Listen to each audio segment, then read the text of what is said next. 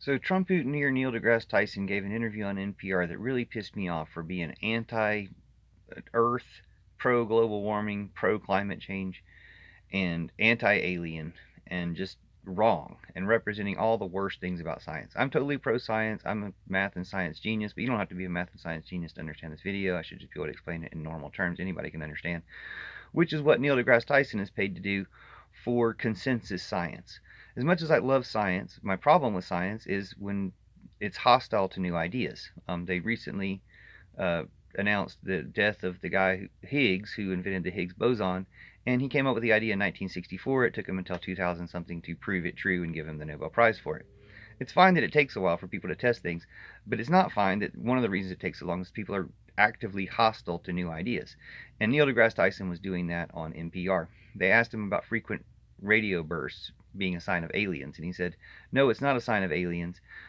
We may have thought that they were aliens, when we first discovered these things, and if we stopped at that conclusion, we wouldn't have found quasars. And maybe those weren't signs of aliens, but the point being that his strategy, his method then, is to rule out every other possibility without considering aliens, and really never consider aliens.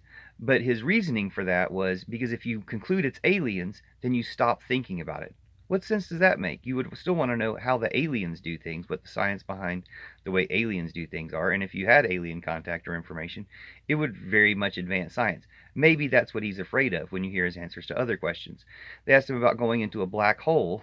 A kid asked what it would look like from inside a black hole. He said if you turned around, you would see the future history of our universe, whatever that means.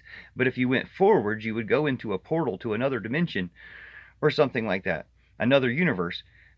And then he even backs that up by saying, this is where science fiction kind of might get it right, or I would like to be sent into a black hole before I die so I could see what it looks like, as if that was possible. Now, I was right about certain things about black holes that Stephen Hawking didn't admit or understand until a few years before he died, and I was right about those things for 30, 40 years. So I have a feeling my intuitions will be proven by science, even if I don't have the influence or community or resources to prove my ideas myself.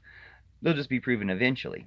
But no one's ever going into a black hole looking out like that, like Neil deGrasse Tyson is talking about, or any of the things he's suggesting prove science fiction when he was that strictly against and hostile to the idea of aliens.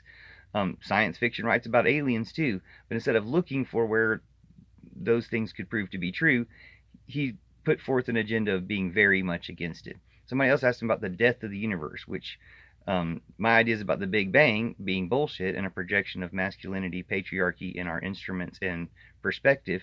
And if you just look for the opposite, a feminine goddess view of the universe, you would actually be able to know more about the universe instead of looking for when it started, when was the explosion that started it, and what type of explosion will end it.